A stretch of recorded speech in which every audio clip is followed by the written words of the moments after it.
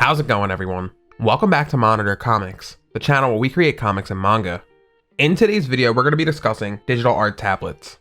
For creating comics in the 21st century, digital art tablets are an essential tool. While some professional artists still draw using pen and paper, the industry has begun moving towards a digital age. Some comic publishers require lettering to be done digitally, and pages be sent as scanned files.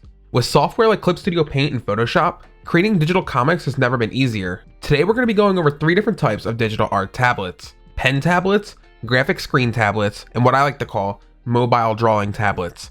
We'll also be discussing which specific features and specs you want in your digital art tablet to create high quality comics. Hopefully this video will be helpful for when it's your time to pick out your next tablet. Let's jump right into it. Starting things off, I want to talk about pen tablets. Pen tablets are the most budget-friendly digital art tablet. Pen tablets range in price, but I've seen them go for around $100 US. Some examples of pen tablets include the Wacom Bamboo pen tablet, the Huion HS610 pen tablet, and the Deco Pro Medium pen tablet by XP Pen. Personally, I haven't used a pen tablet like this in over 8 years. I've been using a Wacom Cintiq 13 HD screen tablet since 2012. My very first pen tablet was a Wacom Bamboo pen tablet though. Some pen tablets come with customizable shortcut keys and roller wheels. I highly recommend you take advantage of these function keys on your digital art tablet because they can be real lifesavers. I typically assign my shortcut keys to do basic tasks like undo, zoom, and flip the canvas horizontally. When you are looking into specifications for digital art tablets, you may see a feature called pen sensitivity or pressure sensitivity. When it comes to pen pressure, all this number really refers to is how hard or how lightly you have to press on the tablet to draw a thin or a thicker line. I'm pretty sure my 2012 Wacom Cintiq model only has around 2000 levels of pen pressure sensitivity. This number is a bit low compared to some of the newer digital art tablets.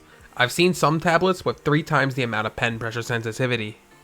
When it comes to comic and manga making, your line art should have varying line weight. By using different pen pressures, your line work will feel more dynamic and fluid.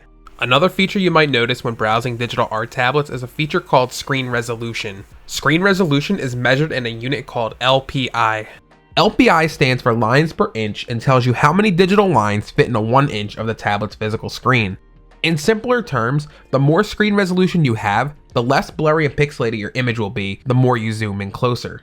It's important to note that not every digital art tablet has a left-handed feature. If you're left-handed, you may need to do some additional research to find a digital art tablet that has an ambidextrous feature. The newer models seem to work well for both right and left-handed people, but I would still check out a few articles just to be sure. I know for a fact some digital art tablets are made with left-handed people in mind. XP Pen's Deco series, for example, has a stylus that can switch between right-handed mode and left-handed mode. Styluses for digital art tablets are often wire-free and battery-free. They are usually made with a non-stick material for maximum comfort while drawing. Some styluses have toggle switches on them. Usually you can assign any hotkey function to your stylus as toggle. I usually make mine something like undo. Some styluses support an eraser function as well, which means if you tilt or flip your stylus a certain way, it automatically switches to an eraser tool in your digital art software. When using a digital art tablet, I recommend using a hand guard. Hand guards are like gloves with some of the fingers cut out. Hand guards allow you to seamlessly glide your hand across your tablet's screen. This may sound trivial, but if you have sweaty hands or it's humid in your room, your hand may have a harder time moving around your tablet's screen.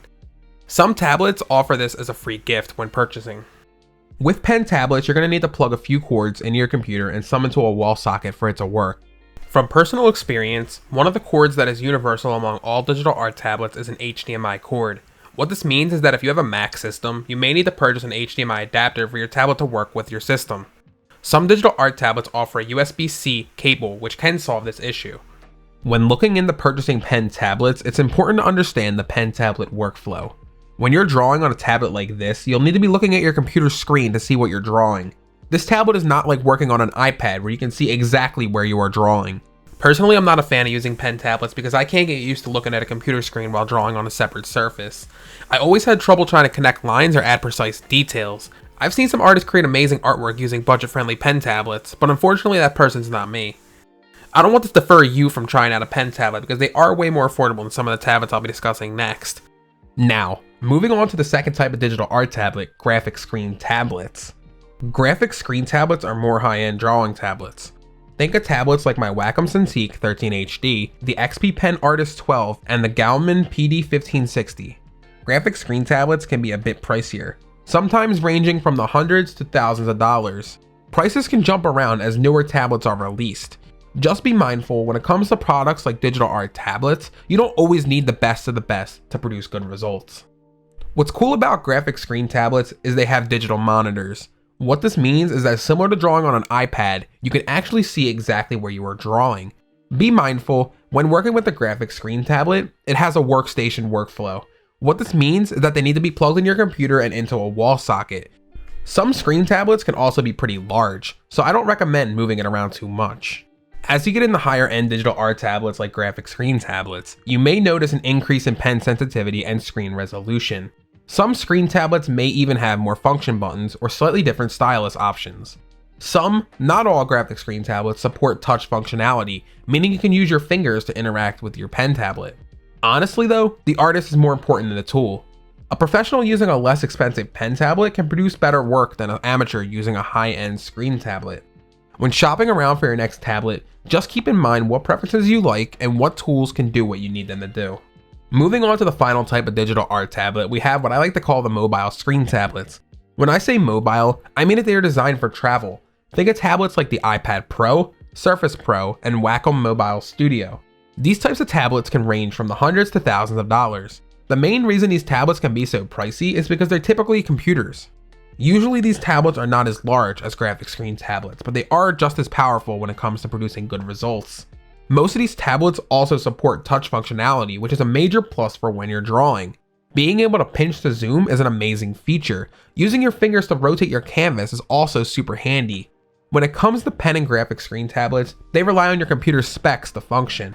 I typically recommend having at least 8 GB of RAM on your computer to run these programs smoothly.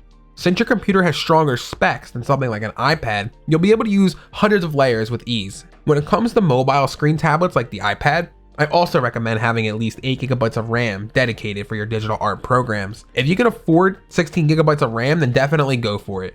With tablets like these, the more RAM you have, the more layers you can use on drawing softwares like Procreate and Clip Studio Paint. Unfortunately, since these mobile screen tablets are tiny computers, their lower end specs cause some programs to limit how many layers you can use. Increasing the RAM and working on a smaller canvas will help you get around this issue. Now that we've gone over the 3 different types of digital art tablets, let's recap the most important information. 1. Price range. If you're on a budget, there's nothing wrong with picking up a budget-friendly tablet like the XP Pen Deco series. If you have more money to spend, then go ahead and browse some of the higher-end graphic screen tablets and mobile screen tablets. 2. Functionality. Where will you be primarily using this tablet? If you just plan to work from home in your room, then a workstation setup like a graphic screen tablet would be perfect for you. If you need a digital art tablet to travel with, using something like an iPad or a pen tablet might be better for you. If you don't have a PC or a laptop, there are digital art tablets that work with mobile devices like iPhones and Androids. 3. Efficiency. If you know you're going to be using thousands of layers and drawing on big canvases, a mobile screen tablet like the iPad might not be able to keep up with your workflow. Using something like a pen tablet or a screen tablet that relies on your computer specs might be better for you. At the end of the day, it's your decision. I just hope this video could help you make your next choice when picking out a digital art tablet. I also want to reiterate that you do not need to buy the most luxurious brand new art tablet on the market. Many of the newer products are barely upgrades from the previous models anyway. Every digital art tablet will work with every digital art software including Clip Studio Paint, the Adobe Suite, Krita, Metabang, Paint Tool Sai, GIMP, Fire Alpaca, and many more. Before you buy a tablet, try and do your own research and ask others in the art community what tablets they have experience using and would recommend. Some digital art tablet brands like Wacom have been around forever, while brands like Huion and Gaomon are more recent competitors. Switching to digital art has been life-changing for me. I haven't had to waste money on restocking art supplies in years. If I wanted to replicate Copic markers, I had the ability to do so using digital art software. If I make a mistake while inking or coloring, it's incredibly easy to fix it. If something isn't the right size, I can easily shrink or enlarge it with the transform tools. When it comes to digital art, the possibilities are endless. When you believe you're ready to take that next step in your artistic journey, I highly recommend you invest in a digital art tablet. That's going to wrap it up for this video. If you enjoyed this video, please consider liking the video and subscribing to the channel if you haven't already. Leave a comment down below telling us about what digital art tablet you own or are looking to buy. Don't forget to follow me on all of my social media accounts. My commissions are currently open, and my new series Change the World will be debuting very soon in Saturday AM's new mobile app, Pilot Manga. Thank you, Lucent, for the video suggestion. If you have a video you would like to see next, please comment down below. I want to thank you all for watching this video, and as always, keep creating, everyone.